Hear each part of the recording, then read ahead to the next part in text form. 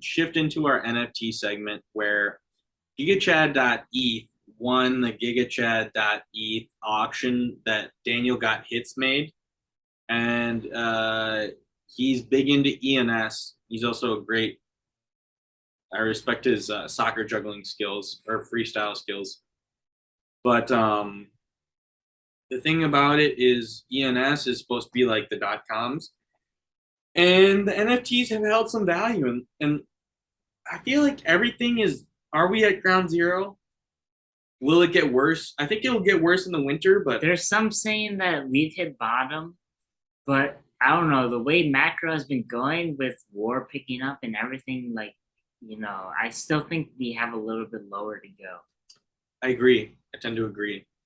So then what is smart? I mean, I don't know, but in terms of NFTs, like it seems that I mean, the ENS stuff, I believe that the crypto adoption, and it's gonna be, I'm gonna say something really maybe I don't mean to be like clickbaity, but maybe a bit scandalous, but for me personally, it would help me in my businesses and my interests if we went into like a little another COVID like quarantine thing.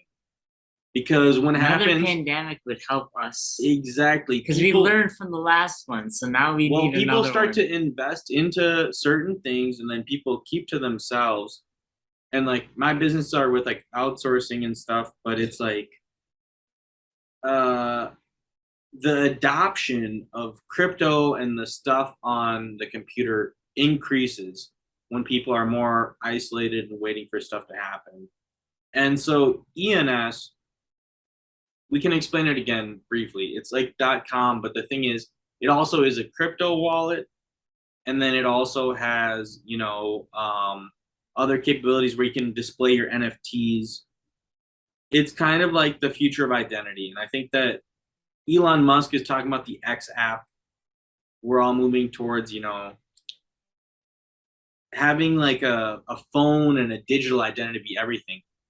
I was talking with GigaChad.eth, and he also has 513.eth.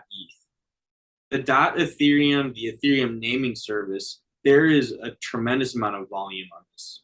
And this is like one of the original NFTs. And I think that it's a separate segment compared to the other NFTs like Bored Ape Yacht Club or Pudgy Penguins or et cetera, et cetera. But what has stood up is that there are always going to be people. And what I think is that if everyone goes to level zero, each week there's the people, and no offense to think about it like in a simplistic way, that punch their 9 to 5 and DoorDash or cook fries and stuff, and each week they have their $2, $10, $15. If retail comes back, when the nukes have wiped out the S&P, everybody's 401ks, and then they're recalibrating stuff, the new money that's being made from actually the labors, everything that's being saved, where does that go into? The newer and younger generations are going to put into crypto. I think the allocation of our traditional portfolio will lean towards Robinhood stuff. Things very easy. Yeah, or gambling. I don't know. Like, I guess like I have friends. We have friends gambling. that like sports gamble. I guess maybe that's the new thing where like, look, the older people put their money where they did. The younger people did too. Everybody got wiped out. In the future, start from scratch. And then when you start from scratch, what do you save your money into? Do you save it into Bitcoin, or do you save it into Pfizer, or do you save it into the S&P? Do you just like hold silver coins? Fuck it and just spend all your money. Yeah, and a lot of people are saying fuck it because they'll never own a house. A lot of people are saying fuck it. Like, I will never own a house. I'm just gonna pay rent. So I'm just gonna pay for my avocado toast or go to this concert or whatever the fuck I want to do, because it's like you're fucked anyway. You got like all the student debt, and then so it's like a real Rubik's Cube for sure, like trying to figure out where to put your money. So they had said about it in South Korea, where it's a very tiny country, and in Seoul it's a very upbuilt city where it's incredibly expensive to have any property.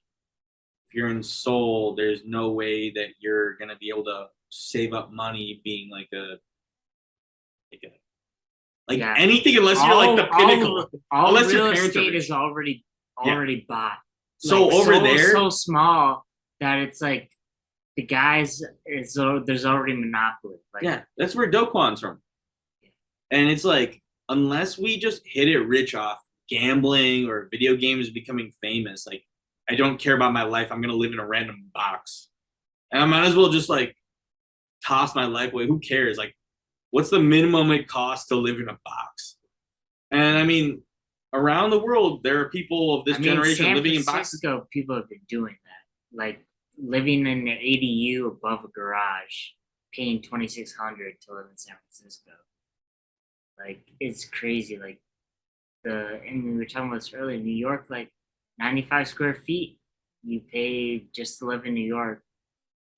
No kitchen, you have to eat out, and like, Well, and limited storage. the move towards being work remote, and the move towards digital identity, and then the move towards it doesn't matter where you physically are, then it opens up the world where what I realize is that people have their set day-to-day schedules where some of my clients will be working in the United States, but if you have people working in India, they work over the nighttime.